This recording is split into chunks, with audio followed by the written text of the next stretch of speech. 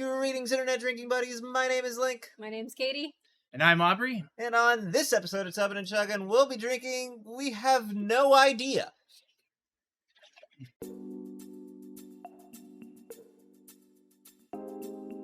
Welcome back to the tub, everybody. As you can see, we're a little bit crowded on this episode. We have two guests. Katie, I would like to thank you for breaking the glass ceiling, being the first person on Tubbin and Chugging to not live in California. Might have thought I was going a different direction on that one. Not true. And Aubrey, welcoming back. This time, Aubrey, we do not have 80% alcohol. I hope that is okay. But we have 3 of them to make up for it. I'll perhaps manage. He'll perhaps manage. Excellent. Now, on this episode, we're doing a blind taste challenge. We have 3 different gins lined up that are of varying price. We have no idea what the gins are, how much they cost, anything like that. Our goal is going to be to try to figure out which of them cost the most, and perhaps, if we're lucky, which one of them we think they might be. Although, I don't know your history with gin, if we could think we're going to be able to nail any of these, or what are we thinking here? Not brands. No. Not brands, Aubrey? Perhaps not brands, but Perhaps not brands. Do you think the ones we think are the best are going to be the most expensive? It's a hard call with gin. it depends on our tastes. Depends on the taste, I suppose. But do you think how do you think we're going to do on this? I guess is the real question here. What's our confidence level to put these in price order? 50%. 50%, 50-50. Yeah. Sir, the most you ever lost in a coin toss. There's 3 of them. How are we going to do 50-50? Very carefully. Very carefully, okay? Aubrey, you think you're going to nail it? Oh yeah, I think there's a very good chance you're going to get it 100% correct. Very good chance, he says. We have varying levels of confidence. Myself, I think I'm just going to enjoy drinking the gin. I just hope everybody wins, really. So we're going to start. We're going to go from our front to your front, if that makes any sense. We have these nicely labeled, starting with pink. So I've got the Berlin shot glass for this one. What do you two have? I have the Ireland. Don't tread on me. Don't tread on me. All right, well, cheers, everybody. Cheers.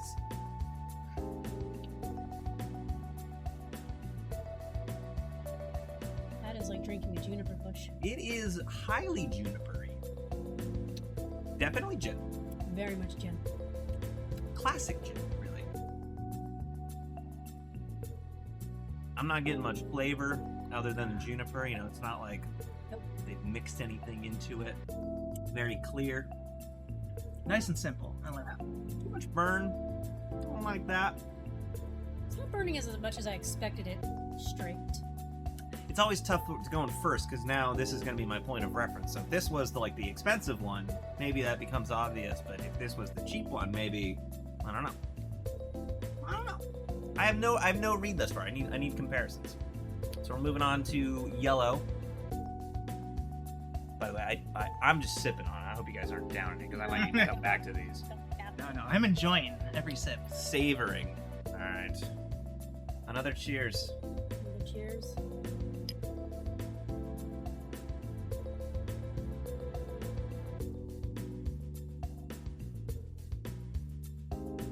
That has like 0 juniper in it.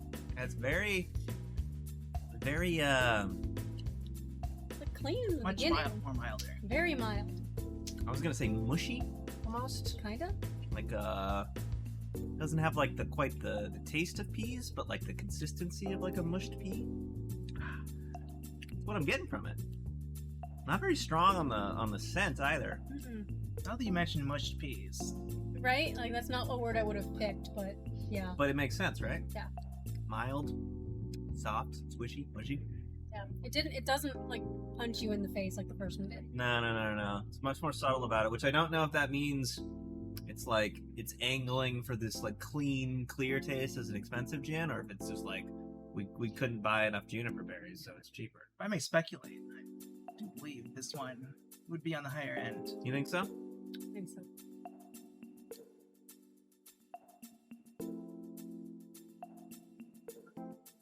Yeah, one more.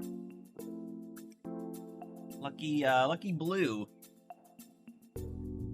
Final cheers, as they say. in London. Cheers.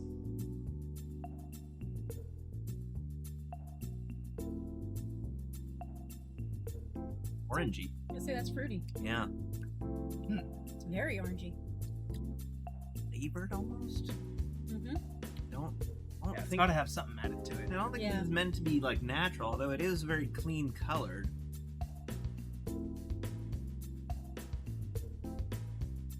My instinct on this one is that it's like a much cheaper one in that like flavored kind of vodka way, Mm-hmm. where it's like UV vodka or one of these ridiculous brand names, and they're just like, oh, well, we put orange in our gin, and they had Delicious. bad gin. Because I don't taste really any of the gin part of it. Almost the orange. I would have guessed this is like a. Honestly, you could have fooled me into thinking this was like an orange vodka or something. Yeah, You can hardly tell. but I wonder if that's like what they're going for. It kind of reminds me of the Tanqueray de Seville that I think I reviewed, where it's like, but it's more orangey. I think maybe it's just I'm not looking at it. I thought that one was also like dyed orange to go with it, so I don't know exactly what's going on with this one. This is good. For the record, Very it's not orange. It is It not is not orange, but yeah, it's interesting. Mhm. All right, so gut read for me. I'm thinking blue is the cheap stuff. I'm actually thinking yellow is the mid and pink is the most expensive. That's just my initial read. See, I'm thinking that the pink is somewhere in the middle because it's got that really Harsh juniper. juniper.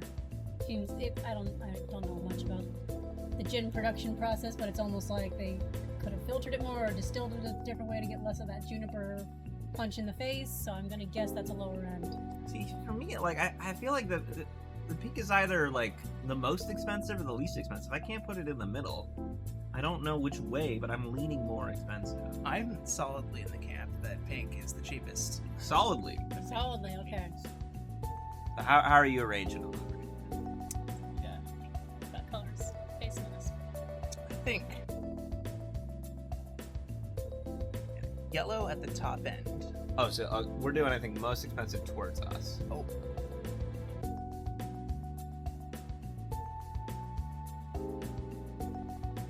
Okay, we have three completely different reads.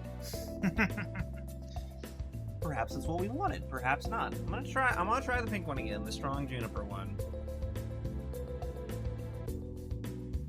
See if I can get a live read off this. Smells like my juniper bushes in my house. Well, so here's the problem, I think, from my perspective, of a guy who really likes gin. They're hitting me with it, and I like this one the most. I don't know if that means it's the most expensive or not. I like this one. Uh-oh, our answers are flying away. Hold on to that one. Out of sight.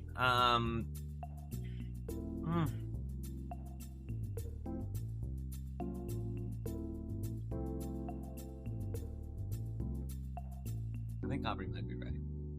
I think this Cheapest? might be the cheapest. It's not. I don't think it's the highway. no, they're just throwing those juniper berries right in your face.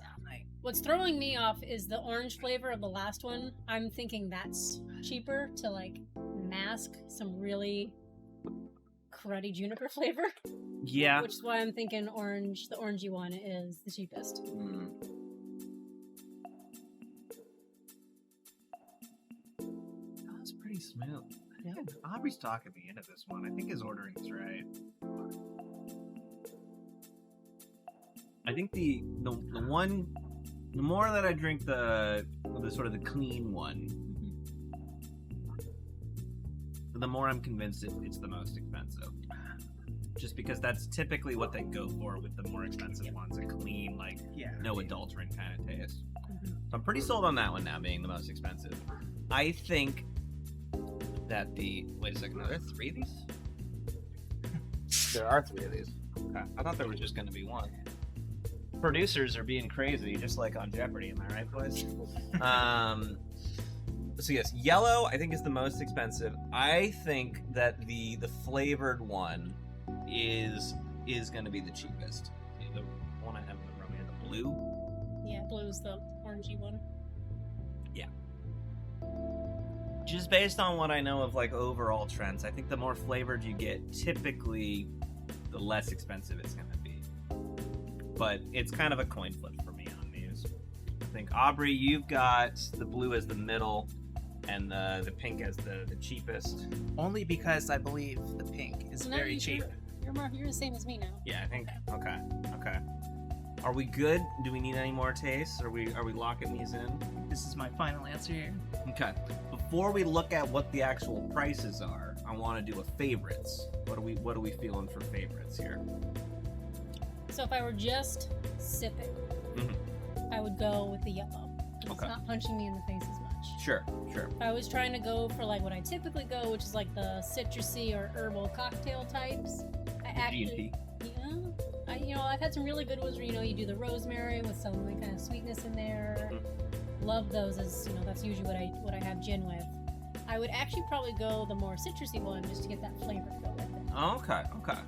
See, I think I would probably want the one that's hitting you with the juniper the most, just for like a cocktail, just to really get the essence of that juniper in the cocktail. Like it would probably be masked by whatever you're mixing it with, but like wouldn't taste the best on its own. So, something like that. Aubrey?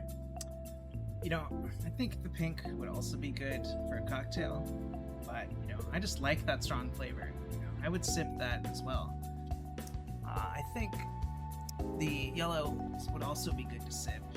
It's just a little smoother. And the other one, can't say I really favor it. Fair enough. All right, let's take a look at these pieces of paper and see what has been written on them. The yellow is Leopold's vodka. We forgot to guess the brand names, but that's fine. I have no idea what the fuck this is. Nope. It comes in at $3.37 a shot. All right. The pink is just straight up Tanqueray. $1.75 a shot. Yeah, probably should have been able to call that one. And the blue is New Amsterdam at 95 cents a shot. It is our cheapest, so I think I'm doing the math correctly on this one. 80 and I are correct. Aubrey mixed up the Tanqueray and the New Amsterdam. He thought more highly of the New Amsterdam, that sort of citrusy taste to it. But turns out, if you thought that was better, then you can get that for 60 cents cheaper a shot. So there you go. Leopold's at $3.37, definitely the most expensive, over twice as expensive as our second place finisher. So probably, I think, well deserved given its clean taste. I think we all decided that would be pretty good for sipping. So Absolutely. good job, Leopold's. What'd you guys think of this? I thought it was pretty fun. Yeah. I liked it. I honestly did not know what to expect from different gins because I usually get them in cocktails. So There you go. this was eye-opening. Well, we're going to do another one of these with vodkas with a couple of other guests, so stay tuned for that episode. Anything you'd like to sign off with? Any words of wisdom, Aubrey? Shit. A classic gesture from Aubrey. Katie, with silence, reverence. As always, let me know if there are specific alcohols you would like to see me try. If there's other sort of these blind taste challenges that took a little bit to set up. I think it was really fun. Let me know if you liked that one. And please, drink responsibly.